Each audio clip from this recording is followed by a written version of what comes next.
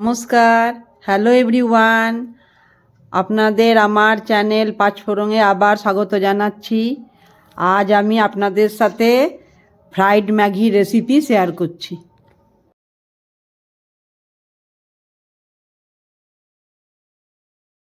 আসুন দেখে নিই আমি যেভাবে ভাজা ম্যাগি বানাই তার জন্য কি কি দরকার।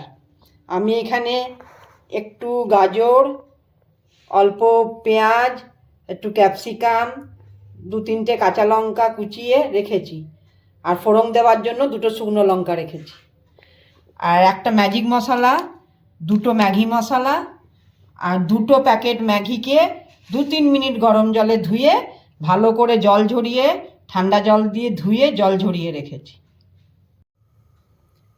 কড়াই গরম হয়ে গেছে, আমি এতে আন্দাজ মতন সাদা তেল দিয়ে দিয়েছি, রিফাইন অয়েল।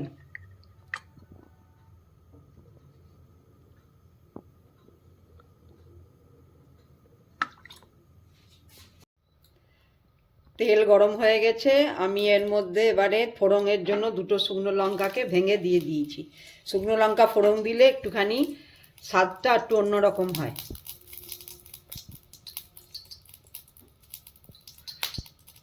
এরপর আমি এর মধ্যে দিয়ে দিলাম কুচনো পেঁয়াজ,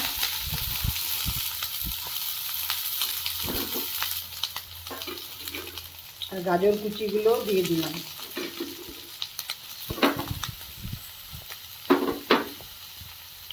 আবার এটাকে ভালো করে একটু আঁচটা কম করে একটু ভালো করে ভাজতে হবে।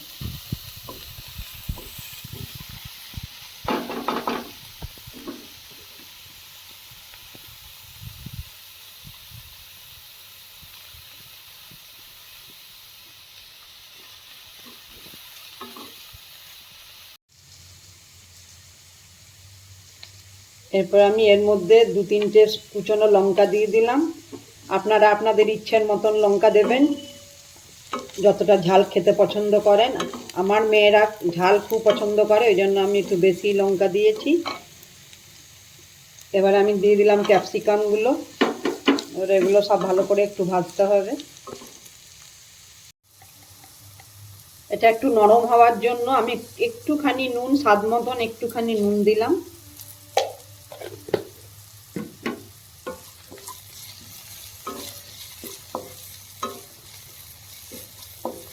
আমার মেয়েদের সন্ধে হলেই কিছু না কিছু খাবার খেতে ইচ্ছে করে, তখন ওরা বানিয়ে দিতে বলে।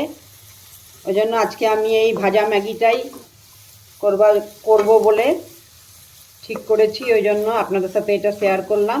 আমার মেয়েদের এই ভাজা ম্যাগি খেতে খুব পছন্দ।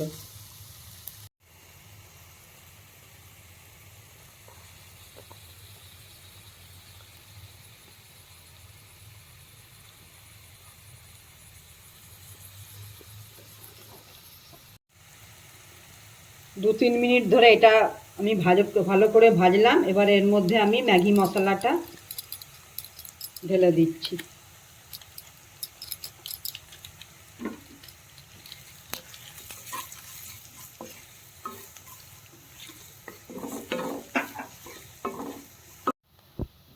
টেস্টটাকে একটু ভালো করার জন্য আমি এর মধ্যে একটু ম্যাজিক মশলা অ্যাড করে দিলাম।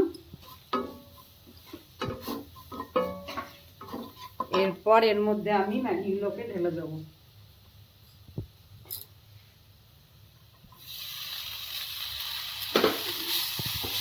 কম আঁচে এবার এটাকে খুব ভালোভাবে নেড়ে নিতে হবে।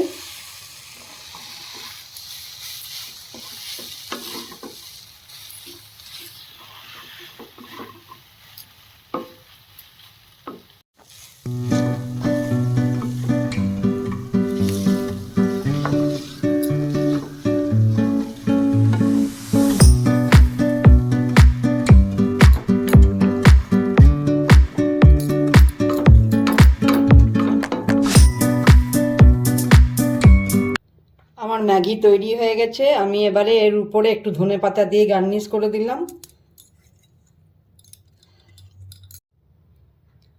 আপনারা এইভাবে বাড়িতে বানিয়ে দেখবেন, খুব অল্প সময়ের মধ্যেই তৈরি হয়ে যাবে, আর খেতেও খুব ভালো লাগবে।